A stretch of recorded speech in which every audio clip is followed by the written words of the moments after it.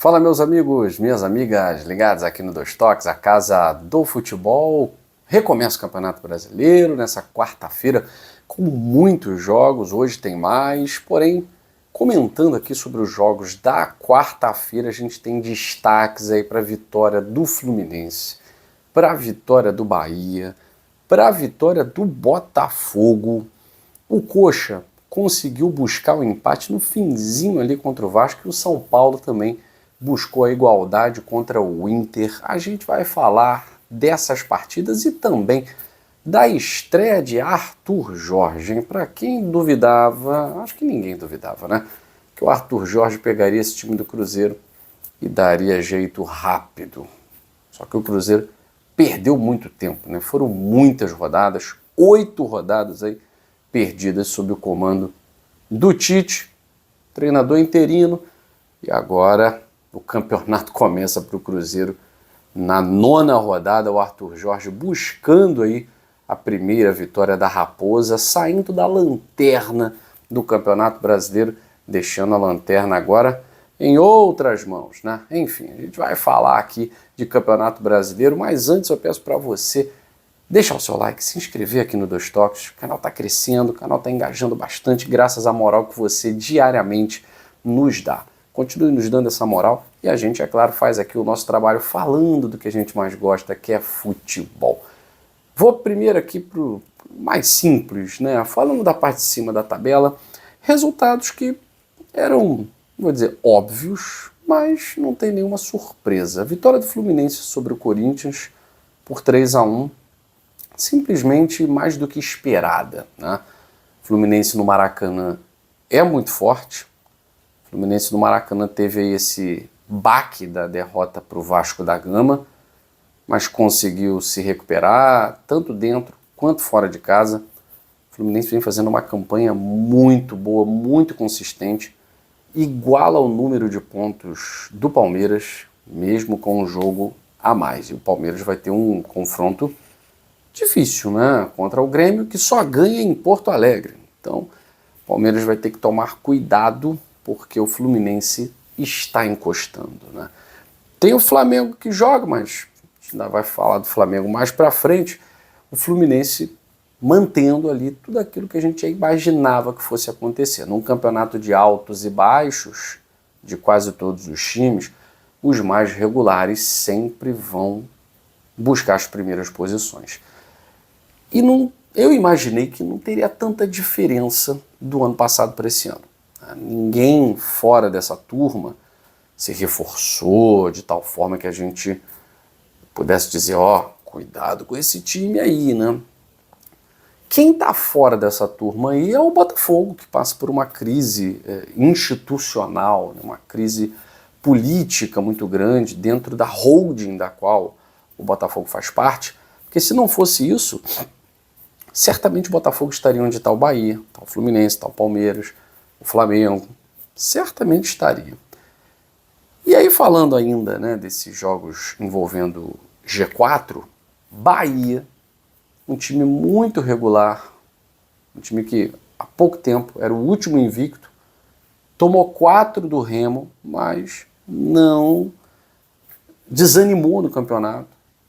Parece que nem sentiu essa goleada sofrida para o Remo e goleou o Atlético Paranaense, que no domingo tinha goleado o Botafogo. Então o Atlético Paranaense, que tinha empolgado a sua torcida, não, agora vai, o Furacão pode buscar ali G4, o Atlético estaciona na posição em que está, ali na 5ª colocação, mas pode ser ultrapassado pelo Flamengo, que joga contra o Bragantino. E o Bahia atropelou o Furacão, né?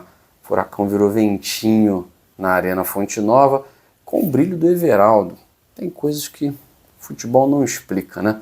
Everaldo, que não fazia nem sombra de gol no Fluminense, chegou no Bahia fazendo gol, adoidado, meteu 2, vitória do Bahia para cima do Furacão, 3-0, o time irretocável do Bahia, irreconhecível, o Atlético Paranaense, que tanto brilhou no jogo de domingo contra o Botafogo na sua Liga Arena. Bom, o Furacão faz um campeonato até muito além daquilo que a maioria imaginava, né? Então tá ali entre os primeiros colocados ainda, a tendência é que caia. A tendência é que caia.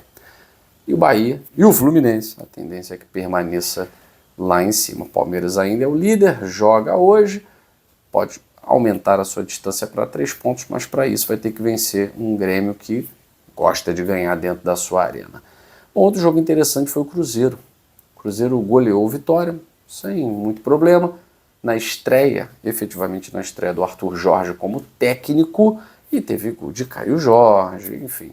O Cruzeiro venceu, o Cruzeiro passeou, vitória tranquila, deixou a lanterna nas mãos de Mirassol, que está na penúltima colocação, e Remo, que está aí na última colocação, né?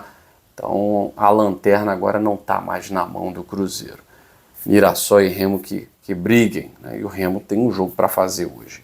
Bom, outro jogo muito importante foi Internacional e São Paulo. O Inter estava buscando embalar, depois de emendar uma sequência boa, sair da zona de rebaixamento. O Inter chegou a ser lanterna, emendou 2 vitórias consecutivas, venceu o Santos, venceu a Chape, opa, abriu 1-0 para cima de São Paulo, opa, vamos sair dessa draga.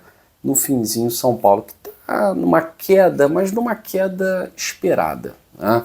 Não é franca decadência, nada disso. É uma queda esperada para um time que não tem elenco para estar entre os primeiros colocados, digo ali G4, né? Então São Paulo pode até brigar por Libertadores, pré-Libertadores, mas é isso, não tem time nem para sonhar com briga pelo título. Então São Paulo já está na 4ª colocação, pode ser ultrapassado, e o empate tá de bom tamanho para o time do Morumbi, porque afinal de contas o jogo foi bastante igual. Com isso o Internacional permanece fora do Z4, né, buscando respirar, e o São Paulo cai mais uma posição. Falando em Z4, um confronto de times que estavam no Z4, Botafogo e Mirassol, jogo de 6 pontos, né? Os dois times tinham 6 pontos, exatamente 6 pontos na classificação, e deu Botafogo, né? Numa vitória em que os atacantes finalmente marcaram. Arthur Cabral, num belíssimo gol, abriu o placar. O Mirassol empatou. O Mirassol jogou bem melhor que o Botafogo no primeiro tempo. E aí, no lance do Santos Rodrigues, o Christian Medina sofre o pênalti, o Alex Telles bate, o Botafogo vira 2-1, mesmo sem merecer, né? Mas futebol não tem isso, futebol é bola na rede. Botafogo 2-1 no primeiro tempo, e aí no segundo tempo o Glorioso conseguiu fazer o terceiro gol com ele, o Jacaré, Júnior Santos, um bonito gol do Júnior Santos. O Botafogo foi segurando a onda, poderia ter feito pelo menos mais um gol, né? Perdeu boas oportunidades, principalmente com o Vitinho, com Barreira, enfim, acabou sendo castigado no finalzinho com um gol do Formiga, e pressão do Mirassol no final, pediu pênalti, tá, aquela coisa toda, bem Botafogo, né? Aquele sofrimento no final, mas a vitória veio. E o Botafogo consegue a sua 3ª vitória no Campeonato Brasileiro, de 3 jogos no Newton Santos, a 2ª vitória, e o Botafogo dá um salto na tabela, né? Vai a 9 pontos, ultrapassando inclusive o Internacional na classificação, tendo um jogo a menos do que o próprio Inter. O Botafogo pega o Vasco agora no sábado, o Vasco que jogou, o Vasco com o Tietê fez 1-0 no Couto Pereira. No finalzinho, o Curitiba, de tanto insistir, de tanto pressionar, tanto chuveirinho, do chuveirinho conseguiu fazer o gol de empate, Coxa 1, Vasco 1. Curitiba permanece à frente do Vasco na classificação, e o Vasco pega o Botafogo em São Januário. Atenção, porque se o Botafogo venceu o Vasco em São Januário, mesmo com um jogo a menos, o Botafogo ultrapassa o Cruz Maltino na classificação. É claro que, como disse o Renato Gaúcho, o negócio é não perder. Então o Vasco não quer perder de jeito nenhum, na pior das hipóteses, empatar. E, na verdade, o Renato Gaúcho vem fazendo um trabalho muito bom no comando da equipe Cruz Maltina. Para quem estava na lanterna, o Vasco já começa a ocupar as posições ali entre os 10 primeiros colocados. Eu fico por aqui, mais tarde a gente volta para falar dos jogos dessa quinta-feira aqui no Dois Toques, a Casa do Futebol.